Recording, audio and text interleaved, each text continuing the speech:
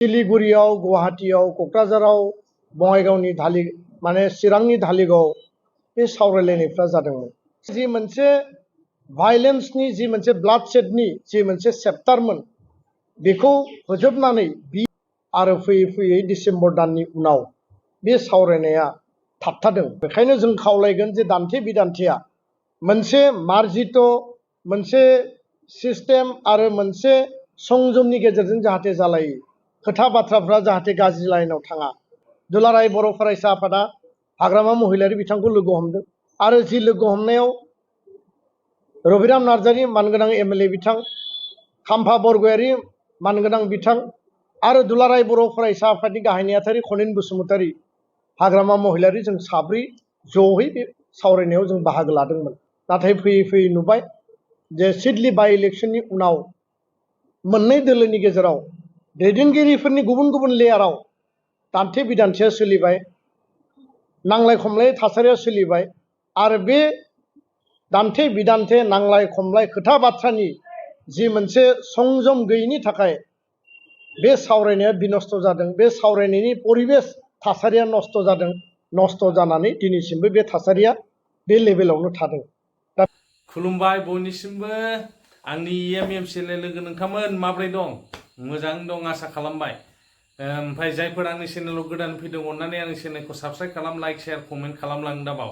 एकदम साबस्क्राइब खालामसिजोब, बयनिसिमबो खना खना थांनांगौ। इलेक्सना खाथि जाथारबाय। इउपिपिएलनि लोगो नोंथांमोन साबस्क्राइब खालाम, ओमफ्राय शेयार खालामनानै हो भिडिअफोरखौ, मिथिबाय?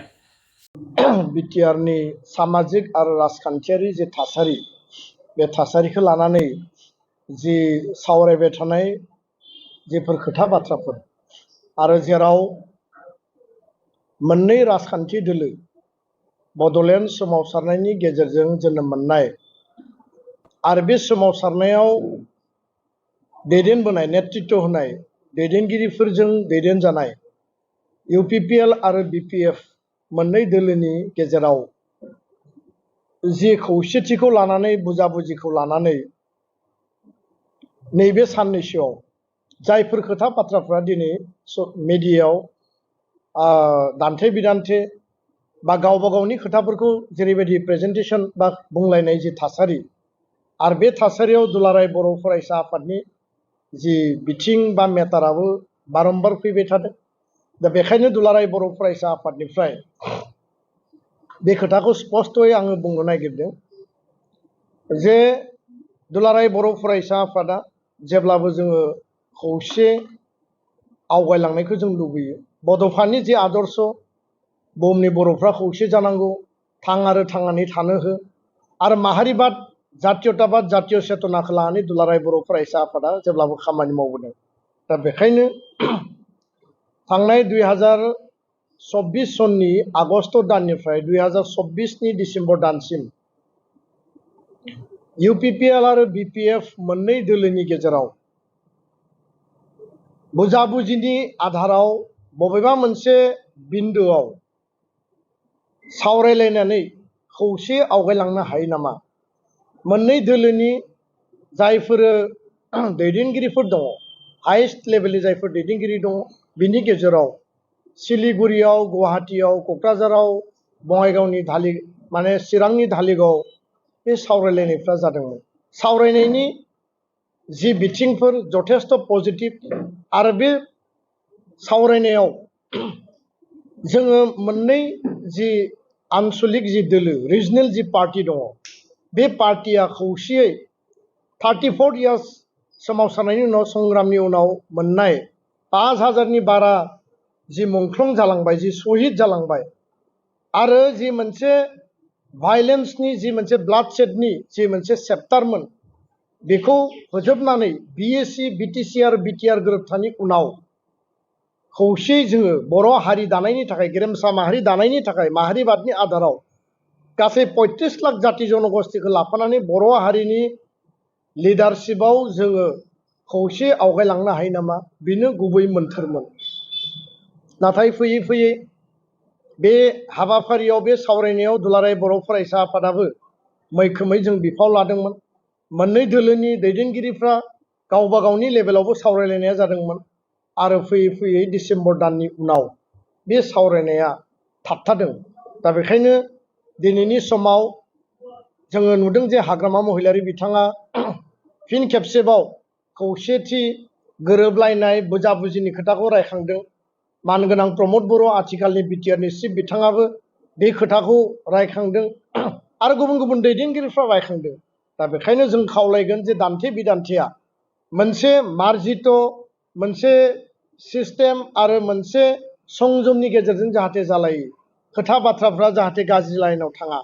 खारन जों दिनैबो हास्थायो, दिनैबो लुबैयो जे 34 इयार्स आन्दोलननि बिनिमयाव मोननाय जोंनि जि सेल्फ डिटारमिनेसन, जि आत्मनियन्त्रणनि जि मोनसे 6 शिड्युल, जि बिटिसि बिटिआर, बेखौ जोङो बोरैहाय मजबुतै रिजनेल राजखान्थि दोलोनि आवथायावनो जों लाखिनानै दोननो हायो।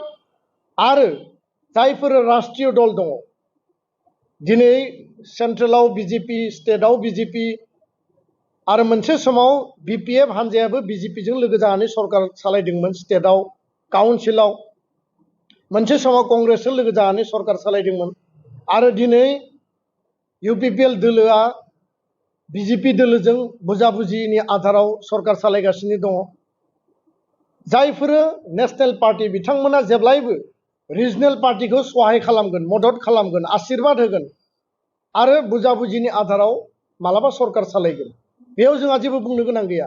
किन्तु खोथाया जाहैबाय जे जोंनि जि सेल्फ डिटारमिनेसन, जोंनि जि बिटिसि बिटिआर, जि 6 शिड्युल आरो बे 5000 शहीदनि बिनिमयाव मोननाय जि एरेन्जमेन्टखौ जोङो जुदि मजबुतै खौसेयै बर' जातीय स्वार्थनि थाखाय जोंनि जिखिनि मोनथाय अधिकारखौ लानानै जों जुदि हाबा मावलांनांगौब्ला थारैनो गोलाव समसिमहालागै बर' हारिनि जायफोर दैदेनगिरि, आन्दोलननि गेजेरजों फैनाय दैदेनगिरि, आन्दोलननि गेजेरजों जोनोम जानाय बे हान्जा, बे दोलोफ्रा, पार्टिफ्रा खौसे आवगायलांनानै जुदि सासन खालायोबा, सरकार सालायोबा, बा बेखौ रायजो राजानि इकुवेल राइट्सनि, जास्टिसनि थाखाय हाबा मावोब्ला थारैनो बेयाव बर' हारि आरो गासै हारि माहारिनि मुलाम्फाया जागोन।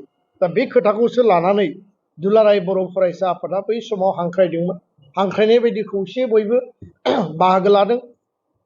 आरो सावरायनायनि बेलायाव सावरायै सावरायै जेला मोनसे लेभेलसिम सौहैबाय, दुलाराय बर' फरायसा आफादा हाग्रामा महिलारि बिथांखौ लोगो हमदों आरो जि लोगो हमनायाव रबिराम नार्जारि मानगोनां एमएलए बिथां, खाम्फा बरगयारि मानगोनां बिथां आरो दुलाराय बर' फरायसा आफादनि गाहाय नेहाथारि खनेन बसुमतारि, हाग्रामा महिलारि, जों साब्रै जयै बे सावरायनायाव जों बाहागो लादोंमोन आरो बिथाङा जथेस्थ पजिटिभ खोथाखौ बे समाव बुंदोंमोन। बे एखे खोथाखौ लानानै दुलाराय बर' फरायसा आफादा मानगोनां प्रमद बर' आथिखालनि बिटिआरनि चिफ बिथांजों जों सावरायदों आरो बिथाङाबो जथेस्थ पजिटिभै बे सावरायनाया आवगायलांबाय थानांगौ आरो बबे बिन्दुआव सावरायनायनि आधारा, जि मोनसे मेकानिजम, जि मोनसे परिबेस, जिखौ जोङो बिल्डआप खालामनो हायो, बिनि थाखाय परिकल्पना खालामनांगौ बा सावरायनानै लामा दिहुननांगौ, बे खोथाया दङमोन। नाथाय फैयै फैयै नुबाय जे सिडली बाइ इलेक्शननि उनाव मोननै दोलोनि गेजेराव दैदेनगिरिफोरनि गुबुन गुबुन लेयाराव दान्थे बिदान्थेया सोलिबाय